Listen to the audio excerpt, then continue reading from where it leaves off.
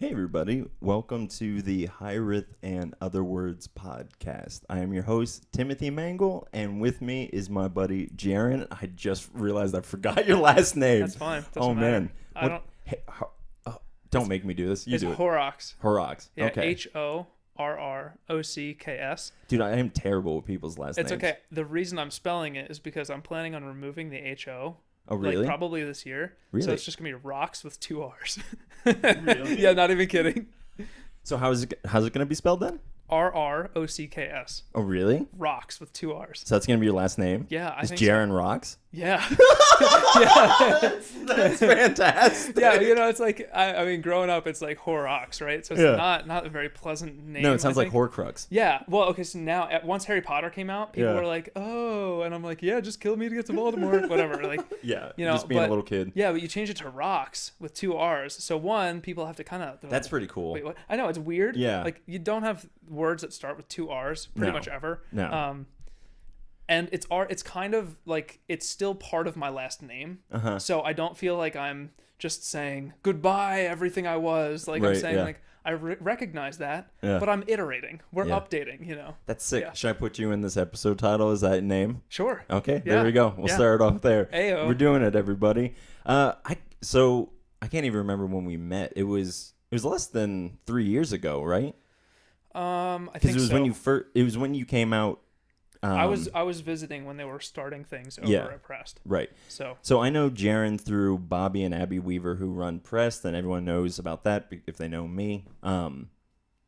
But yeah, and we met over Mario Kart, and you're Yes. the one who convinced me to get a Nintendo Switch. yeah, and I think you've been addicted to it. Oh yeah, ever since. since. Like my last year for Christmas, not this one that we just had, Yeah. but the previous year, I had my mom buy me those like old school Switch old school SNES controllers Uh-huh. that I'll show you later when we play Mario Kart. Yeah. And then she also got me that port over there, so I could keep one on one television and one on the That's other. cool. So all I have to do is move like Are the they thing they're around. like the Bluetooth ones, or No, are they like it's- legitimate old ones? Like Yeah. No. It's a Bluetooth Okay, one. okay, yeah. I still have my SNES I over saw there. that, yeah. And it works.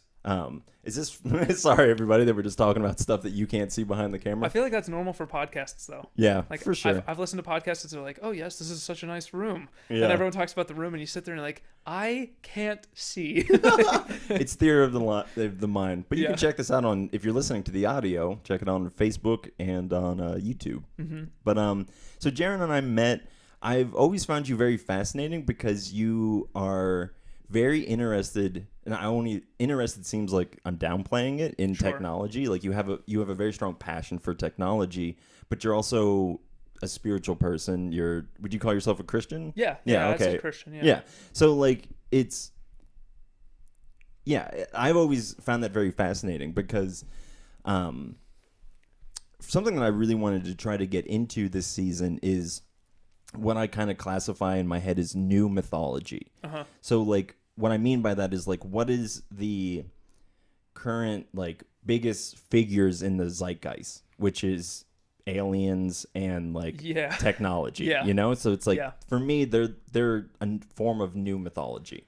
And you seem to, I don't know how you feel about aliens. I can't remember if we've ever discussed about that. I don't know.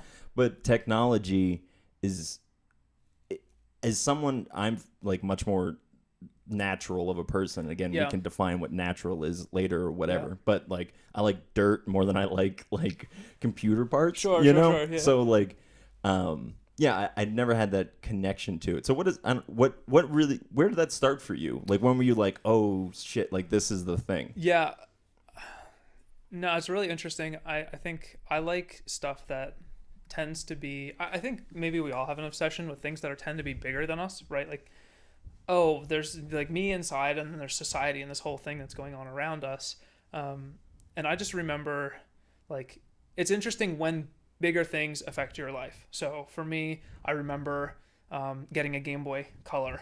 That was like my first personal console. My parents had a Sega Genesis, and so I had this Game Boy Your Color. parents had it? Yeah, my parents had a Sega Genesis. They got it as a wedding present. Oh, They really? never really played, and it was so old that at the time, the only TV that I think maybe my parents had or whatever was one of the old ones that you had to connect the input Yeah. of the Sega Genesis to the antenna cables. Re- So it wasn't. yeah. It wasn't Yeah, even yeah. like the Yeah. yellow, red, white Mhm. cables. That's how that connects to that TV. Yeah, Yeah. the antenna cable. So you have it was pretty crazy. So It's amazing. I mean, because that's a modern TV, and the fact that they would still like give you antenna thing is just because probably there's like some nerds gonna try to hook up That's something so to funny. this. Yeah. So I just remember seeing these things that were like kind of telling stories or whatever, and they were made by something basically bigger than me. Mm-hmm. So I'm kind of like in that world, and I see that, and I just remember very specifically looking through some catalog that came in the mail, and I saw the Game Boy Advance SP came out, and Nice. the Game Boy Advance was out, Game Boy Advance SP came out. I just remember looking at it, I'm like, this is magic. Like someone just made magic happen, and I can go like, buy it or whatever. But there's someone on Earth that is making magic, and that like it was There's an actual wizard out there, they were like, and his name is whatever it is, like, and that's the people at Nintendo, and I was obsessed. I remember drawing Game Boy Advance SPs. Oh really? I would just draw it and draw it and draw it, and I would draw like, oh well, this is what it would be like if I had a keyboard. This is what it would be like if I could like plug a mouse in, or if I could play like Sega Genesis games and I had a controller coming out. I couldn't stop thinking about it. And then, I basically just started kind of getting more into that world. And over time, I started understanding, hey, people, like someone makes this, but then like there are places that you can go that they make a little bit more of it there, right? Like here in this area, people don't do a lot of tech stuff, right? But you go out to, like I found out, say San Francisco, people in San Francisco and Silicon Valley, they're like on the brink of that kind of stuff. Mm-hmm. So that to me pretty quickly became like an obsession, just because it just plays into everything we do, right?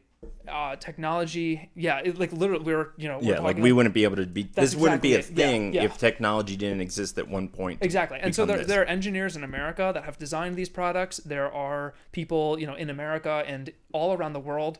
Like it is a very collaborative thing, and it's super.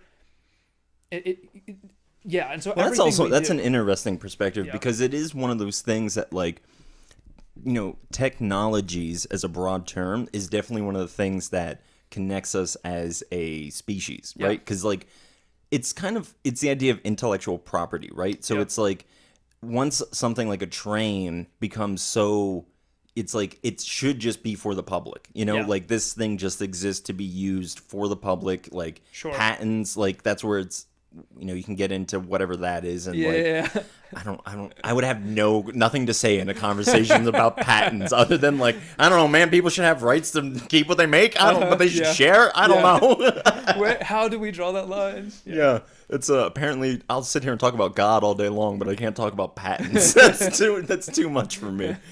That's really interesting, man. Well, just even like, and just something I know about you is that you're very concerned or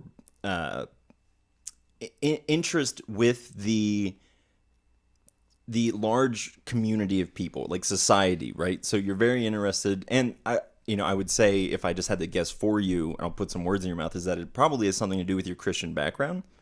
Do you think so? Of just seeing like this thing that connects people and brings people together? Yeah.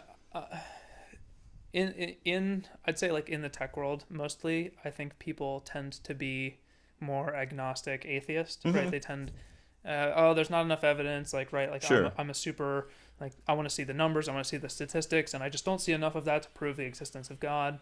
I tend to be a little creative, so for me I also look at like, oh hey, there's beauty around us, right?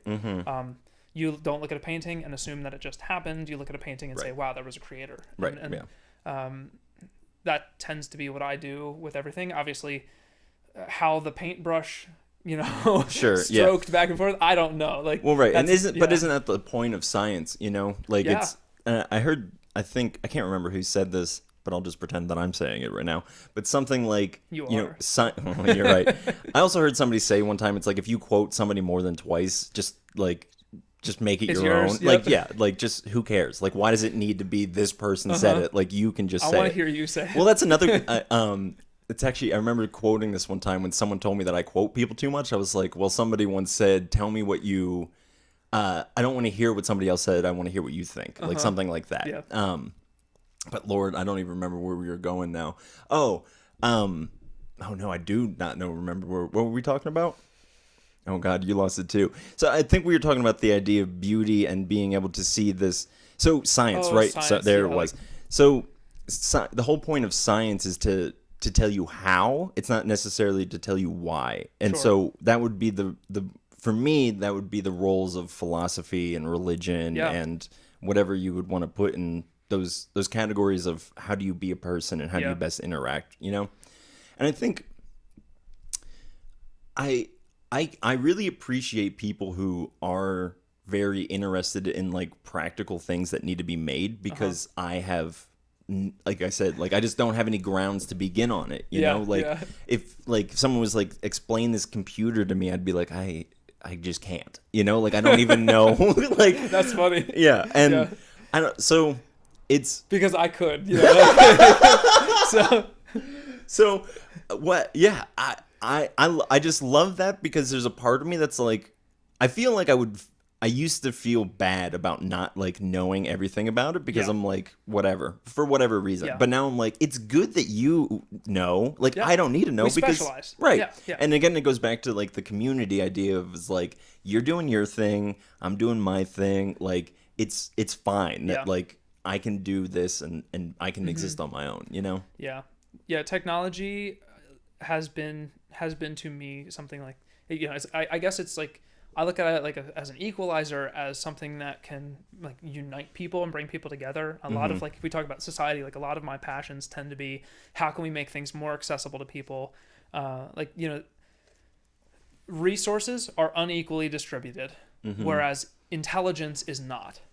So intelligence is equally distributed across all societies across the world, right? So you'll have super intelligent people born in places that have no resources. Right. That person genuinely may die before the age of 8, even if they would have been the next Einstein or something. Right, yeah. And that happens all the time. And obviously, like, you know, it's terrible. So for me, a lot of my passion tends to be how can we make this more accessible to people everywhere, and like, and not necessarily to push further some sort of system or whatever, but more just so that people can, I you know, and which is stuff that we still even struggle with is really dig into something that we find satisfaction in, like work that we find satisfaction in, and I would say it's very hard to do that. I have not accomplished that. I don't think you have either.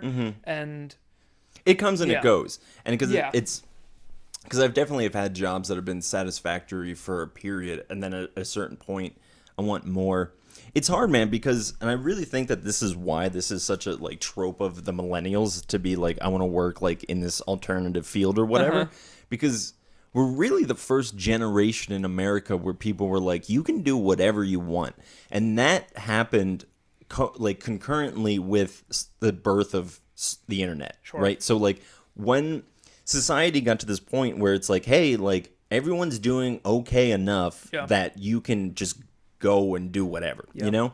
And yeah, the people were saying to that while we were like sending messages over AIM, you know? And it's just like, of course those things mix together, and like people in our generation are like, all I know is like this thing, you know? Yeah.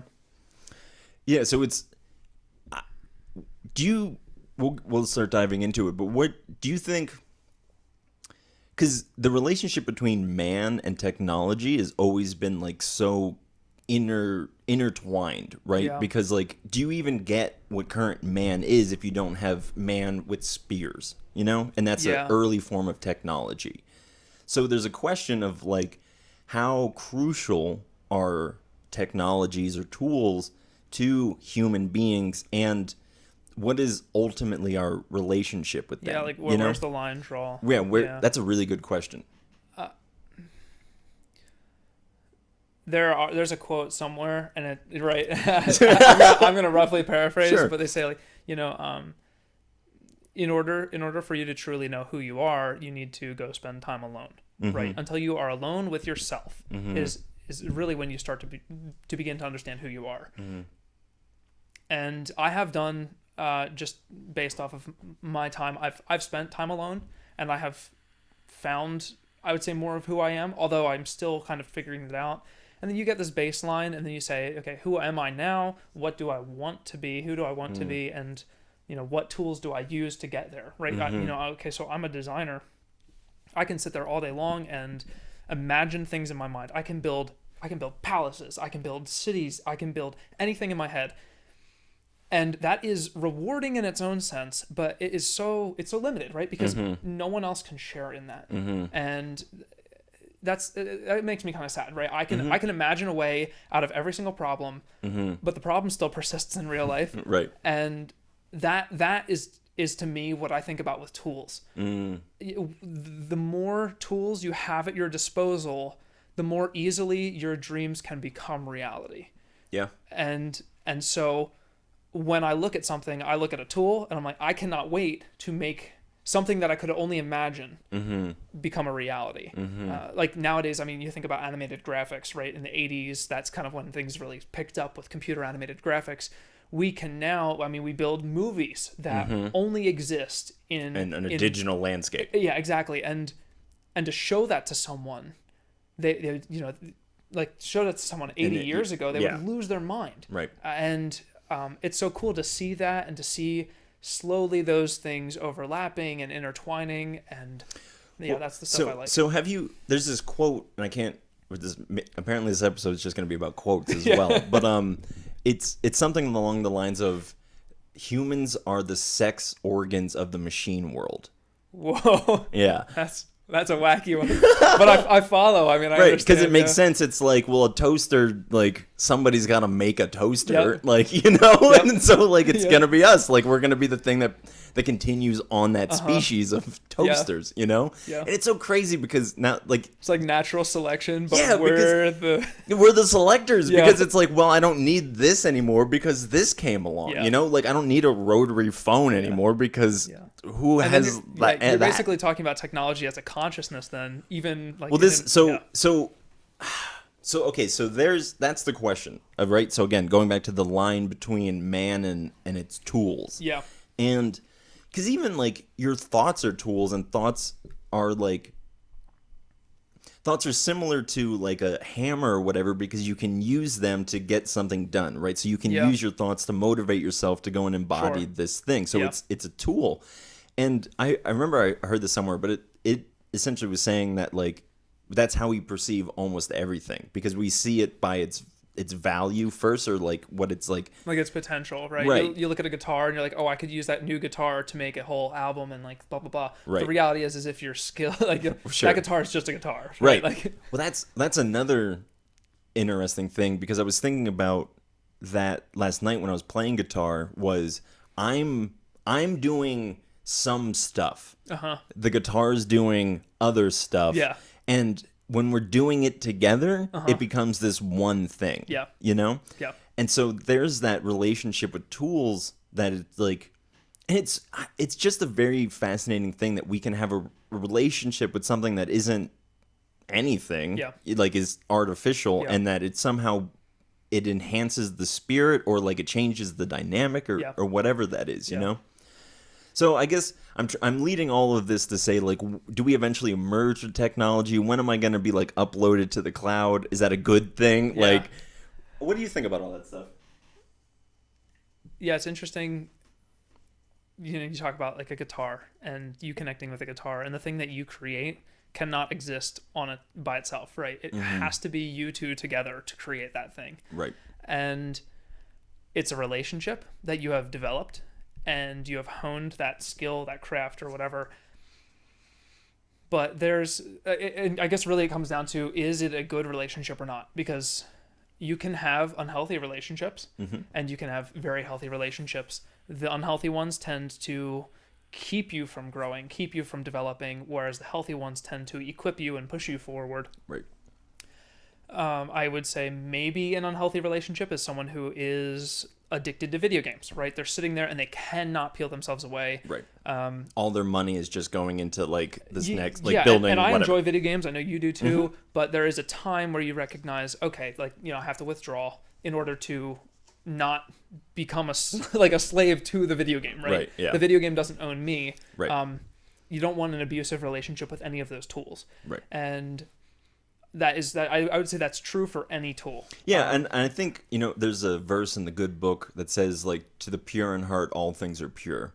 And so, you can obviously, like, dissect that and be like, what the hell does that mean? But you take that idea and you take it towards technology, and obviously people have, like, and I think about this with video cameras. Like, people have done great acts of, social justice, or Absolutely. have captured beautiful, like, sacred moments on video, but they've also captured deep, dark, Yes. terrible stuff. Yeah. And the video camera's just sitting there being like, I'm just a video camera. Yep.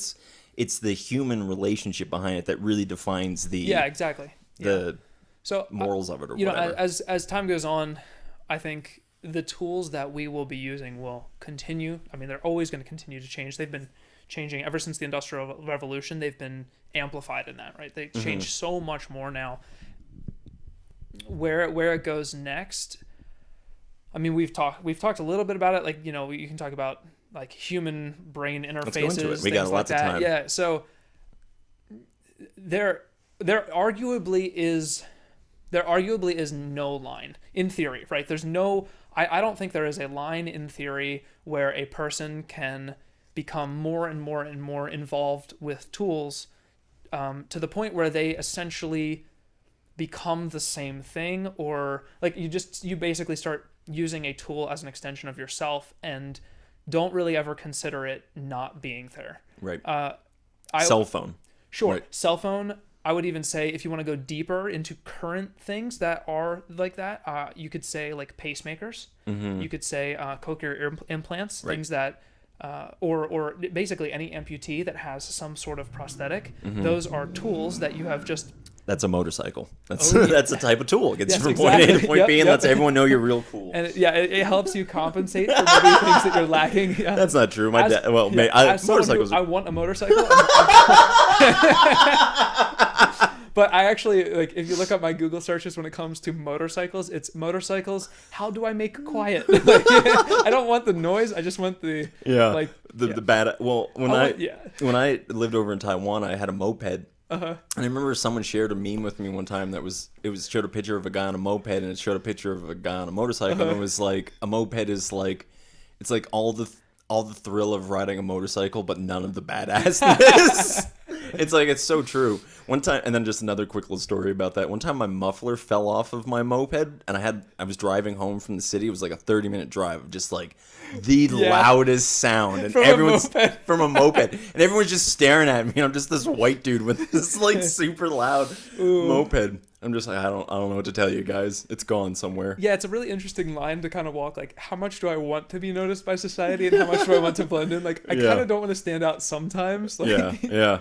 Oh, we got off the topic of tools. Well, here's because this is what I was thinking when I have this. There's, I guess, my like baseline philosophy to some degree is that we're all one, and then the separation is of a varying degrees of like our connection just because of whatever. Don't need to go down that road. Sure. But essentially, it's just that I have this thought of, everything is one and it's all connected.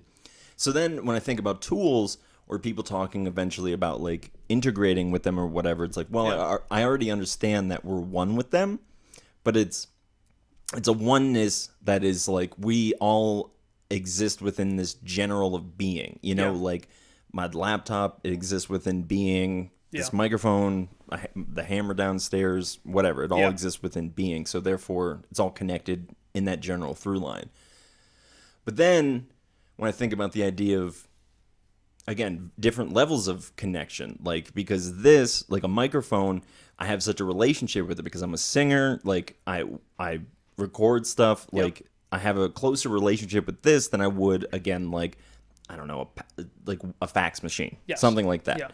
So I guess there's, like the whole idea of like, well, who's really making who and who's really shaping who here? Again, like does technology have its own consciousness or its own desires, or is it just this passive thing that is, which I would tend to lean towards, would be this idea of like, these are mostly just passive things that like depend on us.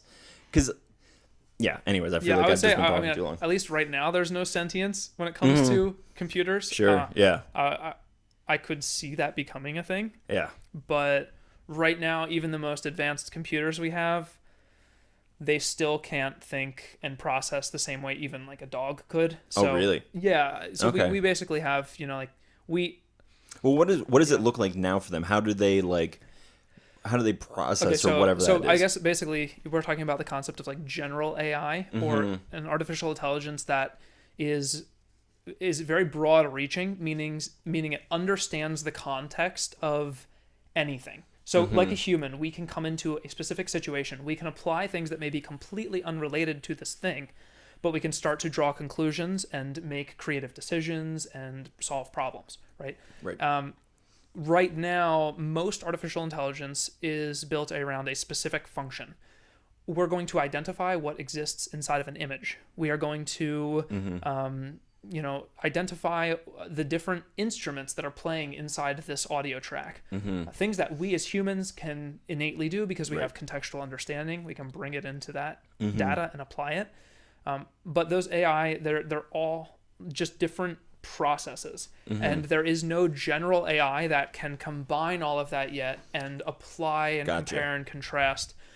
It's getting there. It's getting there. So it sounds like you're saying is they need kind of coercing to be able to like think in a certain direction. Like they need like prying to be like, oh, if you're going to process something, you need to kind of be sent off in that direction. It's not like it's all connected, right? So it's not like someone sits down and says, okay, artificial intelligence, since you've already done this, and this, we're going to put you on this task today. It doesn't do that. It's literally, hey, we're going to open up a new thread, a new window, and we're going to run this program, and it's just going to be trained around this. But even then, that program doesn't understand how to really draw information and experiences from those other things, right? So they're all kind of separate and segmented. I can just go on, you can just go on like GitHub, and you can connect to a repository that has, just a specific access. So like GPT-3 was a general, I forget the exact terminology, but it was basically like a text processor language that an AI was trained, and you can essentially you can train an AI on a set of data. So people would put in, let's say, science fiction books. They'd put in 50 days worth of reading when it comes to science fiction. They put in all of it. The AI would train over it, and then it wouldn't take 50 days. You just put in that amount of information compared to a human, and it trains over that data for a couple hours or whatever. And then you could type in a sentence, and based off of that sentence, the AI would take everything that it trained from and then build a story. Gotcha. And it could build chapters-long stories. Yeah. With characters and reoccurring plot points and everything. Really? Yeah. It does well. But probably after a paragraph or two, you can kind of tell that something's off. So is it? Well, why are they building it to tell stories? So they're training it, like people train AI on a lot of different things. That one specifically, like they do. Or did I just ask that question wrong? No, I mean, maybe they're doing it for everything. Sure. Okay. So and when I talk about like it's just private companies, public companies, people in their free time, anyone who just has access to the technology that knows what they're doing. Right. I would say the most notable is OpenAI, which is one of Elon Musk's companies. OpenAI, their specific intent is to make access to advanced artificial intelligence technology democratized, so everyone has access to it. Their fear is that a general AI comes along and it's under control from some government, someone that has a malicious intent. Right. Yeah. Yep. And once someone intent. Yes, exactly. Right. Yeah. Once someone hits that point, they could just basically take advantage of every system that's ever existed because it's just too advanced. Right. Yeah. And so their goal is democratize all this information. So they tend to release a bunch of really crazy things. Just recently, they released one that you could type in a couple words and it would generate an illustration based off of that. So you could type in Pikachu holding a banjo, and it would literally generate, I would say maybe like a a high school graphic designer that got like a C in graphic design, Yeah. it would generate 9 to 20 of those illustrations of Pikachu holding a banjo. And they would look convincing. You would look at it and you're like, oh, of course someone made that. Yeah. So it's really interesting because it will generate through that. So it's kind of mull similar over to data. that scene in Her where they're at the beach and he's like, make music perfect for this moment, and she knows exactly what to make. Sure. Right. Yeah. And that's kind of So in the long term, short term, before AI has the ability, like something in Her where it's just completely sentient and it's like, you know what, I've decided I'm gonna leave this life and I'm gonna move on and advance to the next plane of existence. Spoil alert for the end of a 10-year-old. That's an old movie. It doesn't matter. So past that, there's a point that we will get to where, and we're getting pretty close, but 10, 20 years out still or whatever, where we would have something like Jarvis. We could just talk to an AI and it would be able to, within the limitations of its consciousness or whatever, it would be able to creatively problem solve with us within the context of that world. So you could say, hey, I want to design a phone case. And it's going to be, hey, can we design a phone case for my iPhone 15? And it's like, hey, sure, do you want it to be bulky or lean? You're like, well, let's pick something in the middle and let's just make the corners a little bit thicker. And then it shows me 3 different models that it rendered up instantly. And I'm like, let's go like this direction a little bit more. So, right, I become more of a creative director and I let a lot of that brute force task stuff happen in the AI's space. So it does a lot of the manual labor essentially. And we're able to take over like more of a leadership role. Right. Again, we were talking about reducing the friction between making dreams a reality, and that's really where all that stuff comes in. Right, because that's what I was going to say is, well, what is then the ultimate goal of all this stuff? Because it's I remember being a kid and seeing stuff talking about like the House of Tomorrow and all that stuff, right? That was just like this future where like whatever, like the same, like exactly food what comes out of the wall and your lights turn on whenever you walk into a room. Right, just whatever it was, like, and to see this, I like the way that you're saying it because you're talking about as if this thing exists like purely just to kind of help us. I feel like when I hear people talk about AI a lot, they talk about it as just like they're just making this thing to exist as this thing, like with no real other purpose other than like just to play God and see if they can make a sentient thing, like, and I'm not playing God was a little bit of a dramatic statement there, but it's kind of, well, it's the weird part of the human, man, that we all know exists, that it's like if someone's like, hey, you shouldn't do this, we're like, damn it, now I just have to. Like it's the kind of, I think it's a similar like mentality when people are like, oh, like nuclear power, oh my goodness, like all of those like nuclear explosions, and there's no context. It's just oh, there are a couple events that are making me terrified, and I'm gonna let that fear control all of my thought processes. Like, okay, but what about all the safeguards that have been implemented since then? Arguably, nuclear power is the safest form of like renewable or sustainable electricity, stuff like that. Well, I've really learned over the past couple of years is that like any narrative that's getting thrown your way is probably just part of a narrative. It's not the whole thing, like, and because it's like I didn't know about Elon Musk's company like trying to democratize that or whatever it is, so it's like this is and for context, I'm not a super Elon Musk fanboy. Sure. Yeah. I like how people have to quantify that of just being like he's such a I don't want to say divisive figure, but I guess he is to some degree. He's got a lot of personality for we're not used to someone that rich and famous like having as much personality. Yeah, I try and be very diplomatic. So my preference is not to make enemies with people. Sure. Why not? I mean, why would you? What's exactly? So like, I admire a lot of the business stuff that comes along with that. Him as a person or whatever. I don't really need to speak on that. It's it doesn't matter. Yeah. So I guess okay. So let's bring God into this because where does God fit into all of this? And is this part of whatever God sent us here to do? Right. So like. There's this idea, I guess you could be, it's like, well, here's, God makes man for man to make technology, for technology to do whatever it's supposed to do. And to complete the circle, to unite right. man And see, with but God. here's so I guess like I don't want to. Well, I don't know. I'll ask you before I give my opinion on it. But do you feel like technology is supposed to get to a place one day that we can merge with, or is it always just this tool relationship that we have?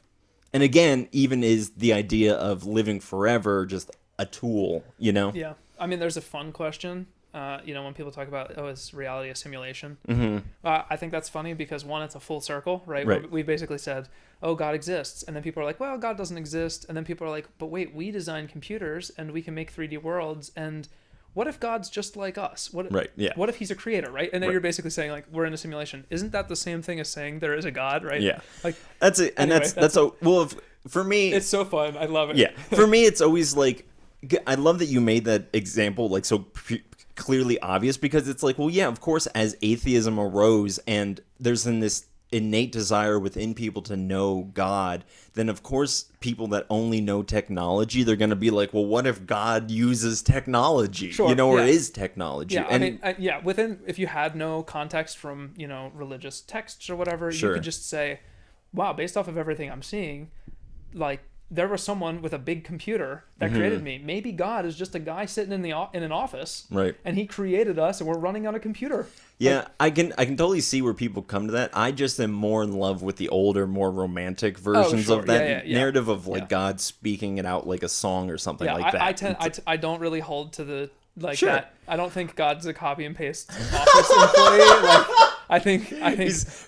Well, there's something to be said about a code, right? Because, let's define, what is a code, right? Because there's a certain sequence that's put in place to make something happen, right? So it's like, maybe I do know something about computers. You go into it, you type in code, and then now something's blue that wasn't blue before. Okay, yeah, you're digging in, yeah. And I think, again, going back to what we talked about earlier about science, I think science is really trying to figure out the code, right? That everything is like kind of running on. Yeah. What I fear is it almost has to be infinite, like the amount of like potential or whatever it is to figure out, so I don't know if so this is where my struggle is because it's like, well, we're here and we're so darn inquisitive and we want to know and like we want to seek, but it seems like a lot of these questions are just so beyond our grasp. Maybe I'm also being limited of humans, Well, I think there's a question of like, I mean, and you kind of touched on it. It's like, what is science here for? Is it to like defeat God or to meet God? Like, and when I think about it, like, I think one of the most dangerous things that not only religion, but just any sort of like group think that comes from humans, ideology. People are very afraid of anything that challenges their preconceived notions. And that happened, Galileo was like, hey, we go around the sun. And the church at the time was like, wow, you're a heretic, and I would say like modern day is kind of like people saying like, wow, there's climate change and we need to be careful or else people are like, the oceans are going to rise. And then, like, the church at the time, right? The church at the time is like, oh, climate change isn't real, blah, blah, blah. Like that to me is like, that's the same thing. Like, you're just afraid of what Galileo is saying. Take a step back, let go of your ideology, like, right. and and I think, I think that's the problem with, like, the church existing as this thing, because it's, the problem with being a thing is that you have to have shape and definition. Yep. And then, but the problem is the idea of a church is supposed to be like, there's this place where we can come together as a group to collectively build ourselves and to collectively worship. But it also, society progresses and changes, and we once had, when the Christian church began, it seemed like the people who were in charge of the Christian church, if you read the New Testament, were okay with people continuing to be slaves. They're just like, listen, if you're a slave, just keep being a Well, the slave. Bible talks about it. It's okay, so that means I can have slaves. What? Right. And they Holy- justified that right Yes. up until Yes, like they- 200 years ago, Exactly. you know? Yeah. So we're and now like, you know, I would say at least 50% of the churches in America are probably gay affirming or like will fly an LGBT flag Sure. to some degree or something like that. Which again was not a thing even just when I was in Christianity like 10 years ago, Sure. you know, like, and so there is just this, you can see these, and I think about in the book of Acts where Peter okay, so it's post-resurrection. Jesus is gone. He's left everything for the disciples, and Peter's sitting there and he's meditating, and he has this vision of a blanket descending, and on the blanket is a bunch of what they would call clean and unclean food according to Jewish laws. So you have like I don't know what pork and whatever fruits or whatever. right? Yeah, just all that mixed together, and Peter, being a good Jewish boy, doesn't eat pork or whatever it is. But then the experience says to him, come and eat. And so, there's this clear example in the Bible of here's Jesus, there's point A, and then you're kind of building past there based off of what this man laid down. Yeah. And like, here's his teachings. How do you take what he said and apply them retroactively to everything else that and this is why, like, I don't necessarily like when people ask me or people talk about Jesus' opinion on modern day politics, because I'm like, he is so far removed from Democrat and Republican. Like, that's like, what are you talking about? How dare you?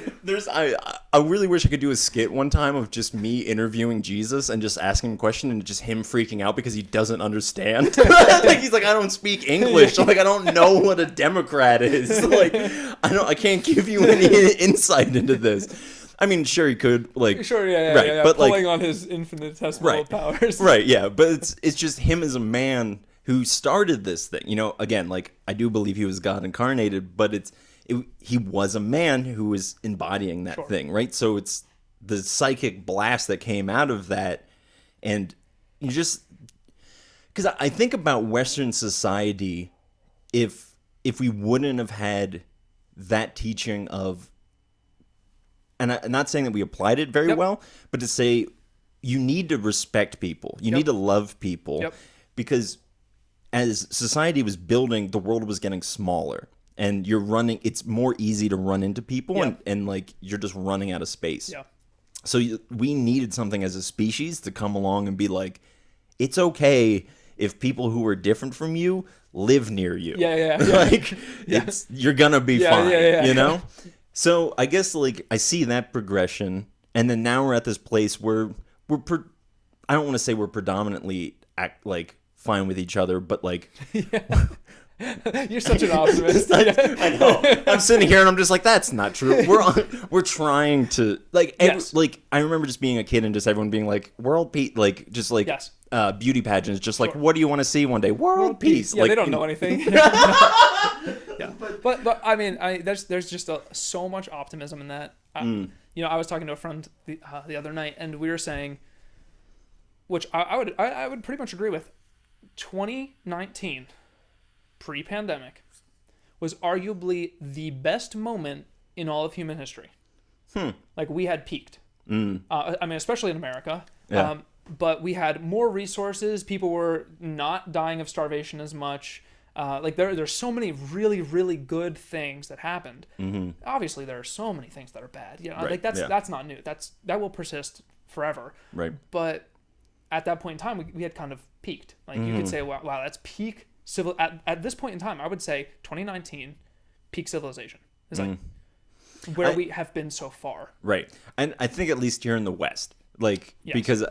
Like, at least for America, is we had what I'll say is we had a good 200 years for the most part, like I'm hesitant to speak on the future because as much as you would say that I'm an optimistic person, I'm also a realist, and like I look out and I'm just like, ugh. No, like, what the world needs is two white guys deciding the future. That's exactly what the world right. needs more of. Right. So yeah, because no, we're just kidding. Yeah, and we've been doing that for far too long. And there is a part of me, like I was thinking about this when I was listening to the Kanye West Joe Rogan podcast. Okay, I haven't listened. It's fine. It's something. But I'm like, because he's talking about, like, he's like, I'm going to invest all this stuff and do this and this and this. And I'm like, I don't know how I feel about anyone being that rich and famous deciding what is best for the average everyday person. Not saying that he doesn't understand the struggles of an everyday person. I just don't like, and I'm not even just talking about Kanye West, I'm talking about Elon Musk or Bill Gates or whatever. Like, here are these people who are, they're hyper people. You know, they're not normal people. Well, they are.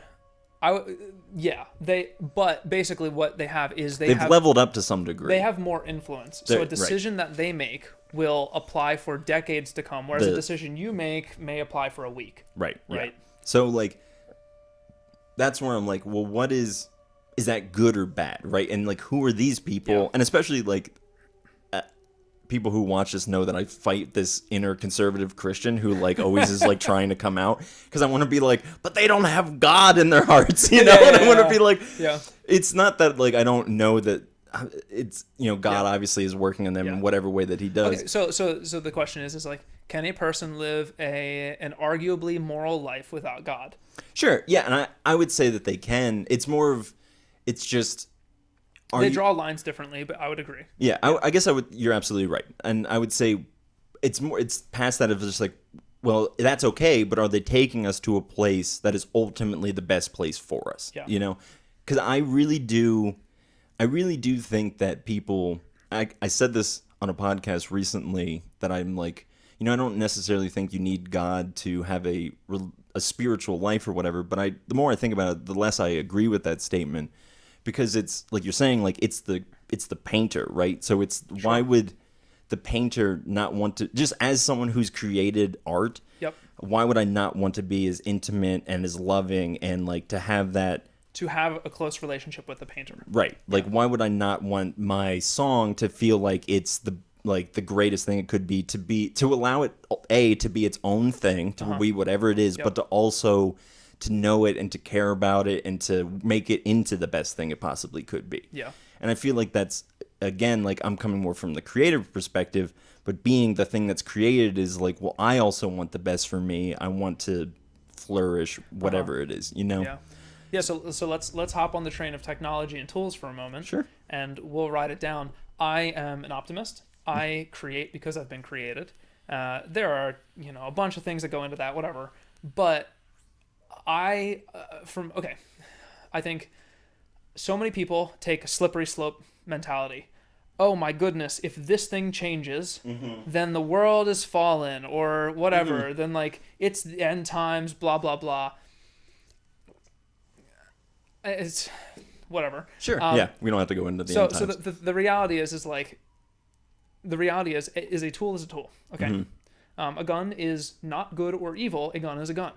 The only difference is the gun, the only thing that it functions for is to kill, right? So arguably that tool is more extreme and like that's... You can also say that it's just good at rapidly putting holes in things, but obviously its main purpose is to kill. Sure, yeah. So it's the kind of thing... It's meant to do damage at a rapid rate. Yeah, and something that you can't come back from. Yeah. When people use that, they're like, "Oh, everything's just a tool, right? It's the person behind it." Right. I agree, but the tool serves a function, and if that function is less friendly towards society, you need to be mindful of when that tool is brought into play. Right, because even like everyone shouldn't have a nuclear bomb button just because 100%. Right, like it's everyone. Yeah. So okay, taking the technology train. We keep going down this path of advancing technology. Things are becoming increasingly accessible for the average person. More and more people are able to do more and more because of the technology that we've developed. Nowadays, we can edit a photo on our phone, something that even the best photographers 60 years ago were not able to do. Right, yeah. Which is astounding. They would lose their minds today. Anyone 60 years ago would look at our phones and they would have a heart attack. Yeah. I mean, those people are alive now, and that's the people who were born in 1920. I think about them all the time, you know, because if they lived to at least into 100 years. Yep. Like, because they were 20 and they probably went to World War II. in some like it Yep. affected their lives, Yep. and then they lived through Vietnam, and just they it like it had to be this thing that just happened overnight because I'm sure you feel this like as you get older your life just comes more quickly. Sure. So imagine you're towards the end of your life, and I'm sure years are just going by like months, and you're just like someone's like, oh, check out this flip phone, and now you're like, look, I can show you like videos of Yep. my cat like in Yep. live feed. Yeah, Like, and it's just so quick. yeah, and like, see, so that's why. So Jamie and I watched this documentary on druids a couple months back, Okay. and I was really fascinated by it because they talked about how this society lived in, like what would be the United Kingdom now, and they lived there for 30,000 years undisturbed by like the other people around it. Okay. And when Rome came in, they burnt all of their history, so it was just gone. Just 30,000 years of history, just scrubbed from the earth. Yeah. And I think about those people, and I'm like, well, they weren't aiming. At least from what it looks like, they were there for 30,000 years, and they weren't like, we need to build something that we can all merge together, you Sure. know? So there's a part of me that feels like this hyper technology driven narrative that we build is only because we're so immersed in technology. Yeah, it's okay. So yesterday I started digging into some new books, basically talking about the social sciences and the advancement of society and what that's meaning on like our lives. And there's a really big thing. It's like the technology that we have, the societal infrastructure we have, capitalism, democracy. A lot of these things necessitate advancement, right? You cannot stand still if you want to survive. Yeah. You cannot. We do not live in a society that really makes room for that. Yeah. For better or for worse. Yeah, and there are genuine perks, right? We have phones. So cool. I love phones. I want phones all the time. But flip side is I cannot just easily opt out of society and just live a peaceful, reclusive life without serious consequences. Things that arguably 400 years ago you wouldn't have had to deal with. No, you just wouldn't have. Yeah, like, and all my money exists in in digital form. yes, you know, yeah. like I cannot touch my money now. Yeah, and some guy was just like, was holding a bag. It just said money. Money. It's just written there. Yeah. Yeah. In old, ye old money. It's money has like a U and Yeah, whatever. Yeah. So there's a big part of like the system that we have today necessitates that development, and there are perks and serious downsides to that. Right. That's kind of why arguably you would want capitalism up until this point has been mostly profit maximizing, right? We were trying to maximize profit. And now there are B corporations, and there are a lot of things that are saying, hey, maybe we need to take a step back. We've maximized profit. We've done a really, really good job at that. Right, yeah. Maybe we should start to look at improving, maximizing social development, right? Maybe we should put an emphasis on growing our communities and stabilizing our society, stabilizing our environment, things like that. Because then at least at that point, you still have people that are pushing, hey, I can make a profit, but now we are kind of part of recognizing that there is a greater cost to our actions. Yeah. And having a healthy balance there. Right. I feel so much better about technology after this conversation than I did before it, genuinely. Not because I've really bought into the AI is going to take over and that, but I do think that again, it's just my relationship with them is purely platonic, of just being you're a TV, I'm a TV, thanks, I do my thing. It's not this understanding or this appreciation of it, but being I really appreciate your perspective on this should just exist to make our lives better. And because going back to Jesus, my good old pal buddy, we go fishing on Sundays. He says this thing that I never understood up until recently. And it was the idea of in the context of the story, he's talking about the Sabbath, right? And so he gets, in Jewish law, you're not allowed to work on Sundays or on Saturdays rather. And Jesus performs this miracle where he spits on the ground and he makes mud. Yeah. And that is against Jewish law because it's a form of work because you're making, right? Yep. And so Jesus, he uses the spit mud to heal somebody's eyes. Yeah. And so it's this I crazy think it's weird. John 9. Yeah, something Yeah, like that. I just remember, I'm colorblind. So Okay. I remembered being like, where's that mud? Yeah. Get me some of that mud. Well, we can talk. Maybe we'll get into that if I can remember. But anyways, these Jewish people come up to him and they're just like, "Hey, you're breaking our law." Like, Yeah. and Jesus is like, "I just healed somebody. Like, I just made someone's life exponentially better because I went against your self-imposed rules." And so he says, the man was not made for the Sabbath. Sabbath was made for man. Yeah. Right. And so that's how I feel about literally everything. Yeah. Because I'm just like, man wasn't made for technology was made for man. Yep. And like same with everything else. Obviously you have to have a very loving and respecting relationship with him. You can't just be like, you exist just for me. Sure. But it needs to be like, no, like it's a thing of gratitude and just be like, thank you, microphone, because they wouldn't be able to hear me without this. You know? Yeah, and that's, I mean, we have a very American Western way of looking at things. Like I have some friends who are like they know a lot of missionaries in foreign countries, and like let's say people that are becoming Christians in China or whatever, they take the Gospels and they look at things from an Eastern perspective, right? So they're not saying, oh yes, Catholicism, yes, let's think about our Protestant back. They don't have any of that. They're saying, oh, I'm becoming a Christian today, and the only thing I knew before this was Buddhism, right? Yeah. And so they're just drawing on things that they have extrapolated an entirely different way of living, right? Which I'm sure has a lot of pros and cons, right? Just like what we have today, right? Our interpretation has led to our pros and cons of whatever it is, and so it's really interesting to see, like, because I think, you're right. There's a healthy level of respect we should have to the things that we own, the tools that are in our lives, because like if everything is a relationship in some way, I want to have an empathetic and healthy relationship. I do not want to have an abusive relationship. I do not want to take advantage of something.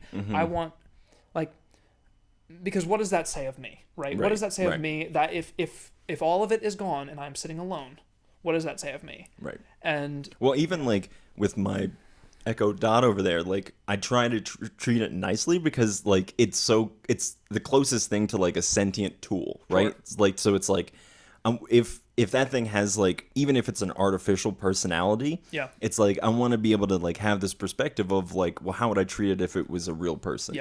And again, not just because maybe it will be one day, but because I want to have this relationship with everything that I treat it properly. There's this book called I and Thou, which is it's one of the most beautifully written books I've ever attempted to read. Because it's so hard. But it's so beautifully written, like the logic and like it's literally laid out like a poem. So like the guy, like it's just beautiful. But the general gist of the book, from what I can gather, is that you really have two perspectives on the world. It's I, it, or I, thou. So it's, you either look at things as an it, or you look at it as a thou. Like, and you can see its divinity or its respect, or like the like I was saying, that general being, like, you're here too. Like, you should be able to enjoy your time here, computer mouse. We were talking, I think of this, we were talking about The Prophet the other day, the book written by Kalabazagubaba. I don't know, man. Sorry. I never pronounced his name out loud, so I forgot about this. Let's dive in. Mostly I just wanted to touch on, because it's relevant. He's talking, a man comes up and says, like, Prophet, what about homes? What do you have to say on homes? And he basically goes in and saying, like, when a house dreams, does it not dream of the plains? Does it not dream of the mountains and nature? It's like, for a time you're in cities, and maybe that time isn't to end, but the longing that your home has for freedom, for distance between each other is healthy and is there. And I was thinking about that, like, because I think there are nice perks of living in a town, in a city, but there is something that's like, when the house dreams, isn't it dreaming of grass around it, and wild flowers and trees and rain and seasons, and that freedom, like, unrestrained. And I thought that was just so beautiful. I'm gonna frame that poem in my house one day. That's gonna be out somewhere. That's awesome. It's short drive from a town, a distance, healthy distance. And I think I'm trying to take a much more respectful approach to the things that I'm using, and the impact that all of those things played. Like, because you can even argue like something that's good for you is like, I don't know, like an unhealthy relationship. Like maybe there's like, maybe you get something good out of a relationship that you know is bad for other people. Okay. For instance, I use a bunch of disposable, not me personally, but personifying this person. I use a bunch of disposable cutlery and plates all the time because it's so easy to use. So you have gotten ease out of it, and that thing has served its purpose, but now you're basically taking advantage of a system. You're like pretty much knowingly being lazy, and you are like putting a level of abuse on a system and a community and a society and a planet. Right. Because you are like taking advantage, right? And the problem with that is that so many things in our life like have some sort of that in the background, because even like an iPhone, we all know where they're made, you know. Like, so it's this, and it's the same thing with like voting and all this stuff. Is like there seems to be, I just think this is the general gist of life, is that like you can't get all of life without some like bitter taste. There's no way to live a life without any wrongdoing to other people. Even if you decide, hey, I'm going to go in the Canadian wilds and I'm going to build a house and I'm never going to talk to anyone ever again. Sorry, buddy, but you live in Canada, who took land from Native Americans. Right. And well, also it's like you're also hurting your family by not being there, you know, and or like even you're hurting society to some degree because you're not there contributing when we all need as many hands on the plows so the goal as possible. The goal is to make the bad things as bittersweet as possible, right? Yeah. Look for the upsides and try and make them healthy, and then constantly progress towards something a little bit better. Right. And so like I have these 4 things that I've written down a few times, and I'm going to try and recall them. But it's basically like how, just a way to kind of get through life is how do I not control people in this system? How do I not control the people around me, right? How do I not be manipulative? How do I not let people manipulate me? How do I not let a system manipulate me? How do I remain a free thinker with my own thoughts without being manipulated? And then acknowledging that, how do I change the system that I am in for the better without overexerting myself in a healthy way? And then past that, how do I survive in the system? How do I make enough money to get through? I may not approve of the system, but unfortunately I'm a part of it. Right. And I was thinking these 4 things are foundational to how I want to live. I don't want to be manipulated. I don't want to manipulate others. I don't want to let the system exist as it is, because there are so many things that are wrong. Right. But acknowledging the system that I'm in, that I do not have the ability to completely remove myself of. Right. How do I survive? Right. And that's I think about that in the context of Christianity, of just like, well, what if Christianity as a whole had that perspective of just like, you know, we're not going to manipulate anybody, but we're also not going to be manipulated. We're going to know what we stand for. And, you know, because I think the problem with, especially Christianity is, let's not say Christianity, let's say Protestant Christianity that's very focused on the inerrancy of God's word, for an example, of just you know, like it's when you have a system that tells you that everything kind of wrapped up in it is perfect, and like there's no flaws in the axioms, then it's just like you're missing one of those fundamental things of being able to see the hole in your boat. Right. So it's like, then you can like, and this, I mean, we can see it with the church right now, is that there's so many crises and so many scandals because they didn't take the time to acknowledge the holes in the boat. Yeah, and you have a bunch of people that are trying to get on the boat, and they have duct tape, and they're like, please let me seal this hole. Please let me make your boat stronger. Let me help you sail to infinity. And they're just sitting there stabbing everyone that tries to get on the boat. They don't get it. Yeah. How do you feel about it, Jarren? You feel very... I mean, that's what I grew up in, right? Right, Maybe I'm assuming you did too. But for me, it's been more of a recent realization, and it's so frustrating. Well, I remember being like in Christianity. Clearly that yeah, no, you got very passionate about that. Stop stabbing me. Well, yeah, no, because that's exactly how I feel. And I remember like when I was young and in an evangelical church, we were constantly praying for revival and constantly praying for the nation to change. And then when it happened, but it looked like the kind of nation moving on past Christianity, and the people within Christianity, younger obviously, and those same people who were praying those prayers Yep. are now like, hey, we need to like actually, it's not that God is going to just change people. Yep. He's changing the people that he wants to use to influence people for light. You know, that was the whole Sure. point of Israel, was to be like, you are supposed to exist as a nation to show the rest of the people what a good relationship with Yeah. you know set God apart. looks like. Right. Yeah. So it's like what, and again, it's not, let's strip away the religious language of that, but just you were supposed to exist as a nation that shows people how to be the best versions of yourself, to send love and to be a place of prosperity to the people around you. And that is what the church is supposed to be. Yeah. And even people say that because they have this innate understanding that Christians are supposed to be morally more correct than the rest of us.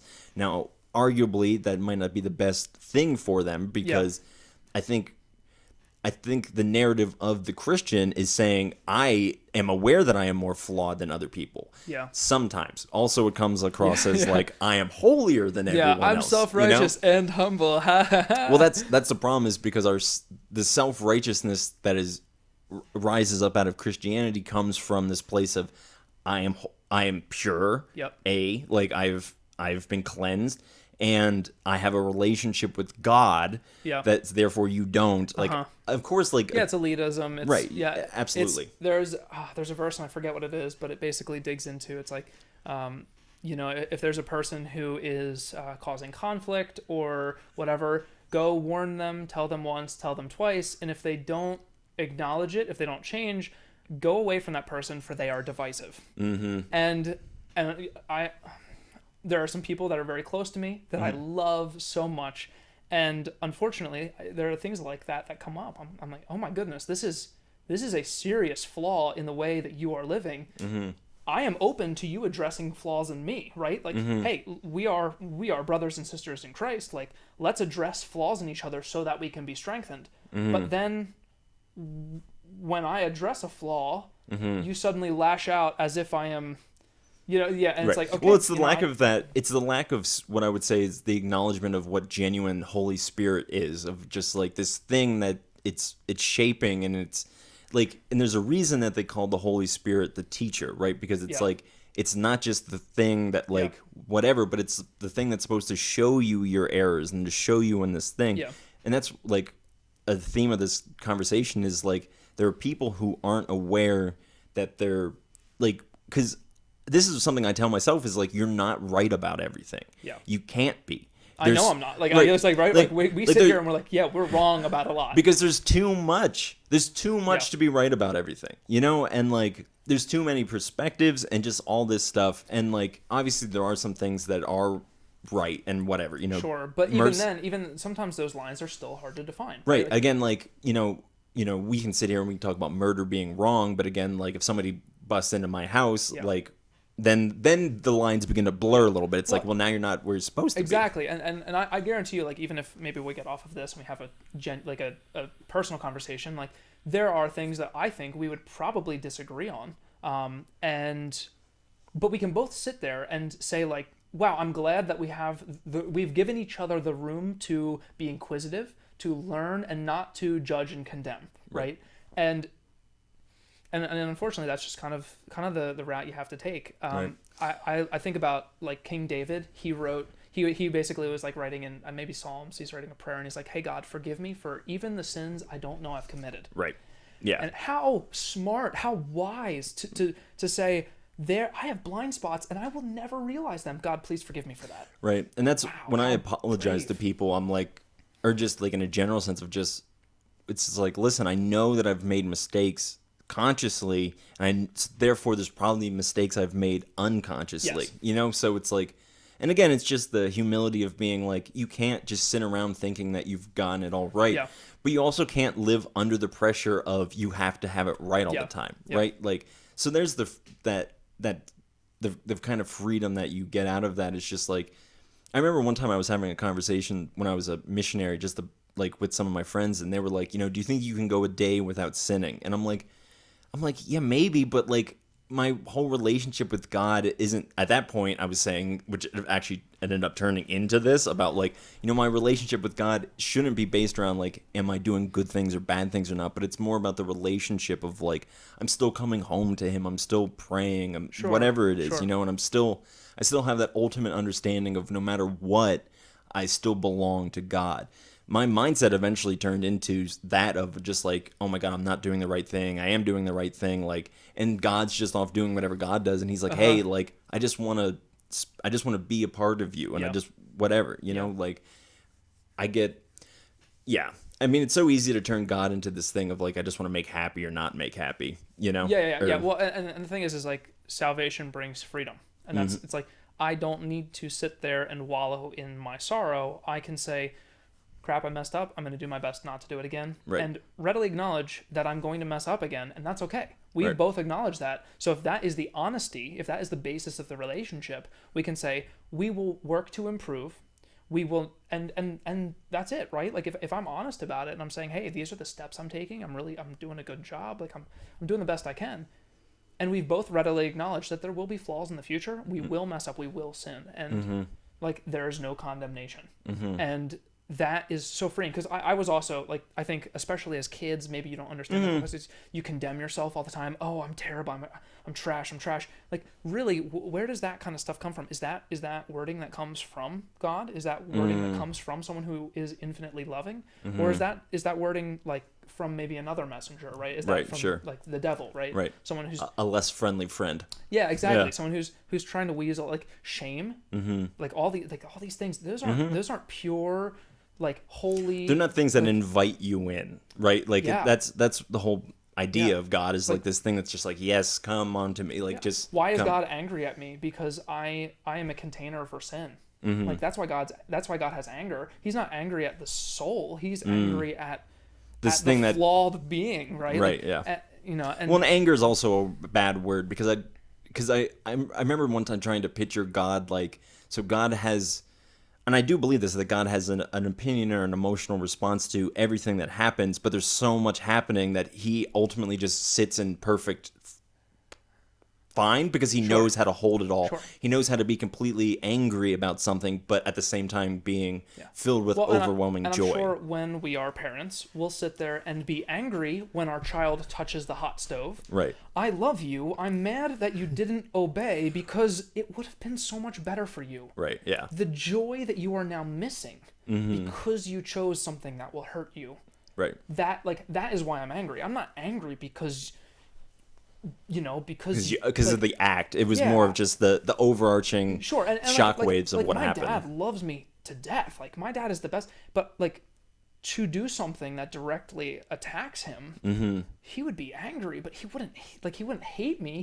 He would be angry because he loves me so much, and that action hurt, like and or the consequences of Sure, and like I remember hearing somebody say one time that the punishment for sin is the sin itself, is the idea of like whatever like we all know when we do something that isn't correct, right? And then therefore it has consequences. So God doesn't necessarily need to be up there like doling out punishment, because of the way that the universe is set up, that sin, quote unquote, naturally has ramifications, right? That just like the price of the sin is the sin. Like you just have to carry whatever it is that you've done and make amends and like get yourself out of that hole.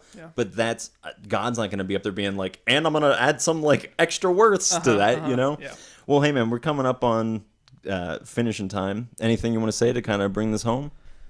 Well, I guess traveling on the technology train a little bit more. Sure. As from my observations, I think, let's say there is a day where technology becomes the thorn in our side.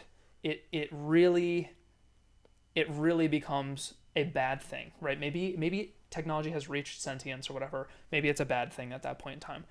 From my observations, up until that happens, it is a tool. And it can be used for good or evil, and that just really depends on the intent of the person. Right. So for me, I go into the field of technology with the mentality of, I cannot wait to use this tool for the good that it will do for the world and for society and for a community. Right. So those are the things that like bring me optimism and the perspective. I think it's easy dig into a narrative and hear maybe the dystopian kind of stuff. Sure, absolutely. But I think there is a very true thread that is, as things continue to grow, like we develop tools that can be used for good.